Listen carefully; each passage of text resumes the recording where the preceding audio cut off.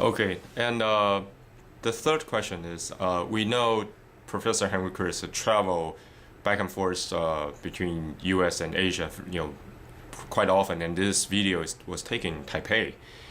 This morning we went to see the senior people of Taiwan high-speed rail people. Democracy takes times. Usually it slows down the process. So for Taiwan's case, we finished the high-speed rail within 8 years, and the contract is only 64 pages.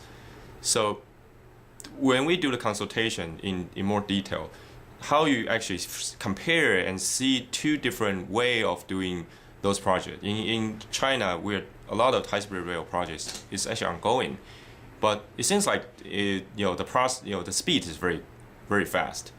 But the bad part is there's lack of transparency and the lack of consultation. But in U.S. is the other extreme. The consultation is very detailed, very serious, but the budget is like huge and the time take a lot of time. How you see those could those two regions learn each other, and what's gonna be the best practice, and in your opinion? Well, it is a balancing act. It was very interesting to hear what we heard today that you mentioned about the speed and fast development of the project here in Taiwan.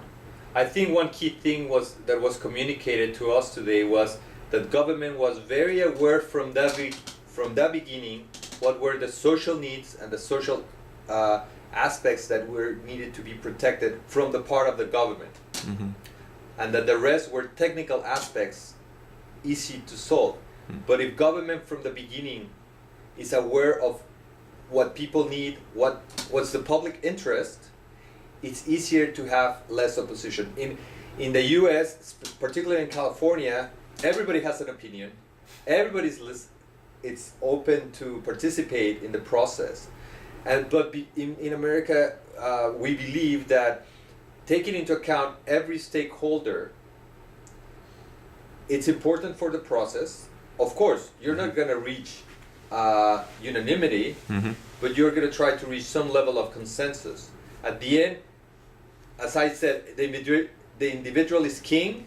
Well, in the U.S. also the taxpayer is king. The taxpayer is the boss, and they say what they want and how they want. You have to modulate that also with the needs of a project. That if you spend too much time developing the project, then you can go in overrun costs, and then projects that were expected to be 100 billion become 200 billion, and so time is money, and you have to modulate that between your institutional process,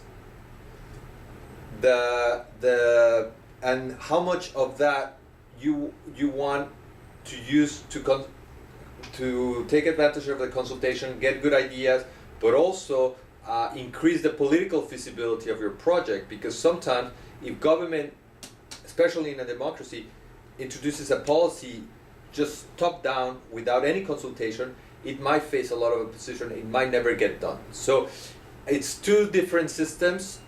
Maybe Taiwan presents something in between. It's hybrid, and that it's an interesting lesson for California to learn about how to advance as much as possible all these social and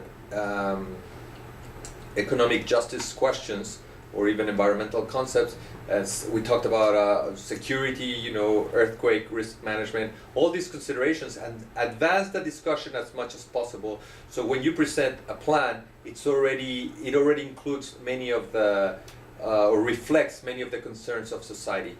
But California is a large state, more than 30 million people, and a lot of economic interests. And on top of that, the way the system is organized in the U.S., lobbying firms or interest groups are very smart in how they try to influence policy. So as a public official, you have to be very careful in managing your program development in the legal and institutional manner that it's the process that has been set already by the law. Okay.